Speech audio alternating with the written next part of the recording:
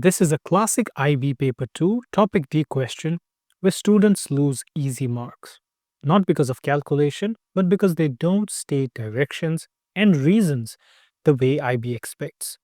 Let's do it the examiner's way.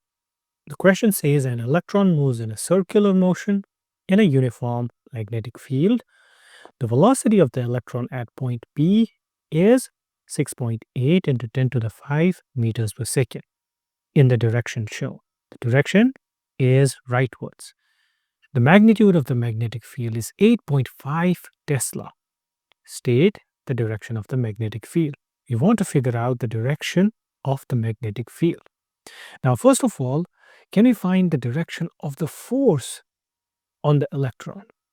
If the electron moves in a circular path, there must be a centripetal force that acts on the electron, and the direction of the centripetal force is always towards the center of the circle.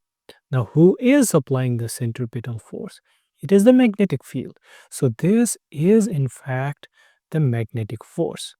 Magnetic force and velocity are perpendicular. Now, how do we find the direction of magnetic field itself?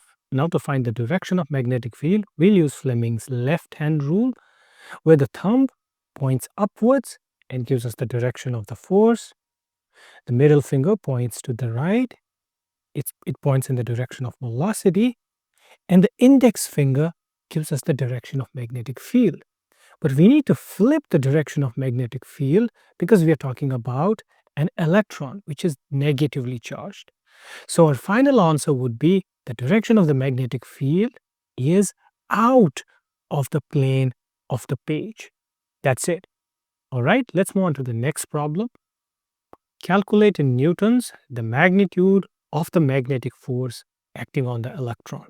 The equation that we need to solve this problem is given in our data booklet. Force equals QVB sine theta. Let's use that. Force equals QVB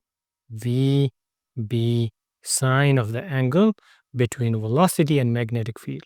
And what's the angle?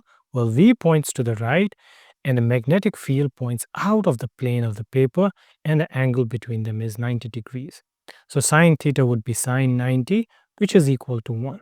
That means our equation simplifies to the magnetic force is equal to the charge of an electron, speed, times the magnetic field. We know all the variables. The magnetic field is 8.5. The velocity is given here. And the charge of an electron is a constant. You can find it in a data booklet, which is 1.6 into 10 to the minus 19. So let's plug in all the values. For V, I'm going to write 6.8 into 10 to the 5. For B, it's 8.5. If you plug all these values in, we'll end up with 9.2 into 10 to the minus 13 newtons. That's all this part of the problem. Let's move on to the final part. Explain why the electron moves at constant speed. So the electron is moving in a circle at a constant speed.